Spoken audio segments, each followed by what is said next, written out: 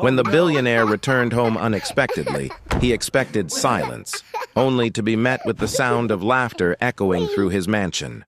Following the noise, he froze at the sight before him. His 3-year-old son perched on the back of the maid's daughter, an 8-year-old black girl, riding her like a toy horse. The girl's small body strained under his weight, yet she forced a smile, hiding the humiliation. In that instant, the room no longer felt like a place of innocence, but a mirror reflecting deep divisions of race, power, and the unseen wounds of inequality.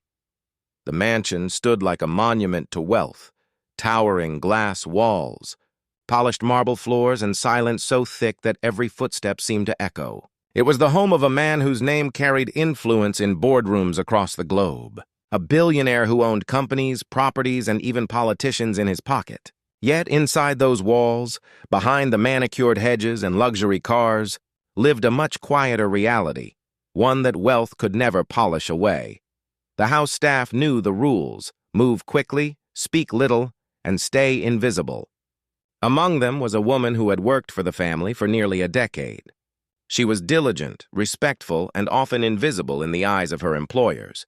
But she was also a mother. Every morning before sunrise, she arrived with her daughter, an 8-year-old girl with bright eyes and dreams far too big for the narrow life offered to her.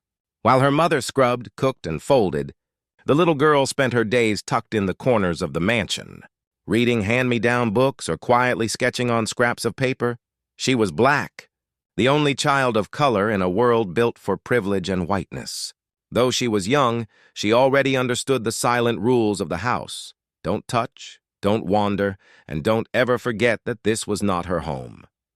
And yet, as children do, she carried a spirit that could not be fully contained.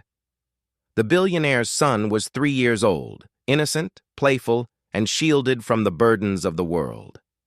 To him, the daughter of the maid was simply another presence in the house, someone small enough to share in his games when the halls grew too quiet. Their connection was not one of equality, but of circumstance, born out of proximity within a home that drew invisible lines between them. That morning, while the staff assumed the billionaire was away, the children found each other in the grand living room. To the boy, it was all harmless fun. To the girl, it was complicated, a request she didn't know how to refuse. When he climbed onto her back, laughing as if riding a pony, she bore the weight silently. Her small hands pressed into the polished marble floor for balance, her knees sore from the stone. She knew it was a game she had not chosen, but one she endured. And it was in this moment, as laughter echoed through the marble corridors, that the billionaire returned earlier than anyone expected. His polished shoes clicked against the floor as he followed the sound, each step drawing him closer to the image that would sear itself into his memory. What he saw wasn't just children at play. It was a reflection of power, privilege, and a painful truth his wealth could never shield him from. The billionaire stood in the doorway, his chest tightening as if the air itself had turned heavy. For a moment, he thought he had walked into a dream, some surreal image that his mind could not quite process. His son, the heir to a fortune, sat perched on the back of the maid's daughter, laughing as he kicked his small heels against her sides, urging her forward like a horse. The boy's giggles rang out, pure and innocent, but what the man saw went far beyond play. It was a haunting picture of history repeating itself in the most subtle, insidious way. The girl's dark skin glistened with sweat under the chandelier's harsh light. Her small hands pressed harder into the floor, her knees raw against the marble tiles. Every muscle in her body tensed as she tried to keep her balance. She didn't protest, didn't cry, and didn't even look up. Instead, she carried the weight of the boy in silence, wearing a forced smile that barely hid her discomfort. It was the kind of silence born not of consent but of conditioning, the unspoken understanding that her voice held less value here. The billionaire's thoughts swirled. He had built empires, crushed competitors, and negotiated deals worth billions. Yet here he stood, powerless against the image of 2 children whose lives were divided by a line drawn long before they were born. He thought of his son's innocence, the way he saw the world without categories, without hierarchy. To the boy, this was a game. But to the girl, it was something else entirely, a moment that stitched itself into the fabric of her young memory, reminding her of her place in a world stacked against her. The man's gaze shifted to the walls of his mansion, the paintings, the sculptures, and the grand symbols of culture and sophistication. Yet none of it could drown out the echo of history that suddenly filled the room. He thought of centuries where black bodies were forced to carry the weight of others, reduced to labor and denied dignity. And now, within his own home, that legacy appeared, not in chains or fields, but in the innocent laughter of a child unaware of what he was reenacting. The maid entered moments later, her hands damp from washing dishes. She froze as her eyes fell upon the scene. Her heart pounded, her breath caught in her throat. She knew instantly what it looked like. Her daughter, reduced to a plaything, her silence a shield against punishment or rejection. The maid's hands trembled, torn between rushing forward to lift her child up and the fear of overstepping boundaries in a house that was not hers. The billionaire turned to her, their eyes locking in a silence heavy with unspoken words. For the first time, he saw her not as background, not as another pair of hands maintaining his empire of comfort, but as a mother watching her child bear the weight of inequality in the most literal sense. Days stretched into nights after that moment, but the image would not leave him. At the dinner table, he watched his son laugh, carefree and unburdened. In the mornings, he saw the maid quietly folding clothes, her daughter clutching a worn book at the corner of the room. The more he saw, the more he realized that wealth had built walls around him, not to keep people out, but to keep him blind. And yet, awareness alone was not enough. The question gnawed at him. What would he do with what he now knew? Would he dismiss it as childish play, comforting himself with the excuse of innocence? Or would he confront the truth? That even in the most innocent of games, the shadows of racism and class divide loomed large, shaping futures before they even began. The tension grew, not through raised voices or public scandal, but in the quiet weight of the house itself. Every glance at the girl was a reminder. Every small laugh from his son was a dagger of innocence that cut deeper than blame. And every moment of silence from the maid was a testament to survival in a system where speaking out could cost everything. The mansion, once a sanctuary of wealth and power, had become a stage where an unspoken drama unfolded. And the billionaire knew that what he had seen could not be unseen. It was not just a moment, it was a mirror, and the reflection staring back at him demanded a reckoning. The weight of the moment could not be pushed aside any longer. Days of silence had eaten away at the billionaire, each passing hour replaying the same image. His son, laughing freely, perched on the back of a little black girl whose smile was nothing more than a mask.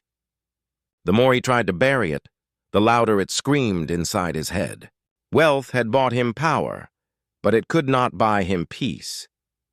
One evening, as the sun dipped low and shadows stretched across the marble floors, the house felt unbearably heavy. The maid stood quietly in the corner of the living room, folding linens with the same precision she had shown for years. Her daughter sat nearby, sketching in a worn notebook, her knees still marked faintly from the marble floor where she had once knelt. The billionaire's son ran in circles, carefree, as if the world existed solely for his joy. And then it happened again. The boy giggled, tugging at the girl's arm, insisting she play as before. Without hesitation, without a word, she dropped her notebook and lowered herself to the floor. She bent her knees, bracing herself as if she already knew what was expected. It was automatic, ingrained not by choice, but by the quiet submission of a child who had learned to carry burdens too heavy for her years. The billionaire's breath caught. This time he could not remain still. His chest burned as he stepped forward, his voice unsteady, not in anger but in something far heavier, shame. For the first time, the maid looked up at him, her eyes wide, as if bracing for rebuke, as if she too had been caught in some unforgivable trespass. But it was not she who carried the guilt. It was him and the world he had built. Him and the silence that had allowed this scene to unfold twice. Him and the luxury that blinded him to the cracks in his own home, cracks filled with centuries of injustice pressing down on a child too young to even name it. The room grew unbearably still. His son, confused, froze mid-laughter, sensing something had shifted. The maid's hands trembled over the linens. And the girl, still crouched on the floor waiting for her next instruction, looked up, her eyes meeting his. There was no anger in them, no rebellion, only a quiet resignation that struck him deeper than any accusation ever could. In that gaze, he saw not just a child, but a history that wealth could not erase. A history that whispered through every generation, that found its way into games, into laughter, into the very bones of a house that pretended to be free of it. And in that moment, the billionaire understood. Silence was complicity, and complicity was no longer an option. The silence in the room lingered long after the moment had passed. The billionaire's son, too young to understand the weight of what had unfolded, wandered away in search of another game. But the image of his daughter crouched on the floor stayed with the maid like a scar carved into her memory. And it stayed with the billionaire like a wound he could no longer conceal. He dismissed the children quietly that evening, asking his son to play in another room. His voice was gentle, but inside he trembled with unease. The maid remained behind, her hands folded in front of her, awaiting whatever judgment would fall. She had worked in wealthy homes long enough to know that blame often flowed downward, landing hardest on those who could not afford to defend themselves. But the rebuke never came. Instead, the billionaire sank into his chair, his head heavy in his hands. For the first time, the walls of his mansion felt suffocating, each polished surface reflecting a truth he had avoided his entire life, that wealth had not lifted him above the injustices of the world. It had simply hidden them from view. The maid, though silent, carried herself with a quiet strength. She had endured years of invisible labor, her dignity preserved only by the love she carried for her daughter. But even she could not erase what had happened. She knew that her child would remember this, that somewhere deep in her heart, the humiliation of being treated as less, even in play, would shape the way she saw herself. And no apology, no amount of money, could undo that. The billionaire spent the days that followed in restless reflection. He thought of the companies he owned, the people who worked for him, and the countless families who struggled under the weight of poverty and discrimination while he sat in abundance. He thought of his son, growing up shielded from hardship, learning unconsciously the language of power, the subtle cues of privilege that allowed him to believe the world bent naturally in his favor. And he thought of the girl, bent beneath his child's laughter, her back bearing more than just a boy's weight. In the stillness of those thoughts, he made a quiet decision. It was not enough to feel guilt. Guilt without action was just another form of indulgence. What mattered was what came next, whether he would allow his son to grow blind to the consequences of privilege, or whether he would teach him that every life carried equal worth, no matter its color, no matter its circumstance. For the maid's daughter, the moment had already become a part of her story, a story she had not chosen, but one that would shape her understanding of the world. Yet in her resilience lay a powerful truth, that even in silence, she carried the weight of history with a strength far greater than the man who watched. And for the billionaire, there was no forgetting, no unseeing, only the haunting recognition that wealth had given him everything except clarity, until the day his son climbed onto the back of an 8-year-old black girl and turned a child's game into a mirror of a nation's past. Question that remained was not what had happened, but what he and all who saw themselves in him would do with that truth. Would they turn away, comforting themselves with innocence? Or would they finally confront the uncomfortable reality that racism lives not only in hatred, but also in silence, in systems, and in the smallest of moments that pass unnoticed? Because sometimes it takes the laughter of children to expose the deepest wounds of a society still unwilling to heal.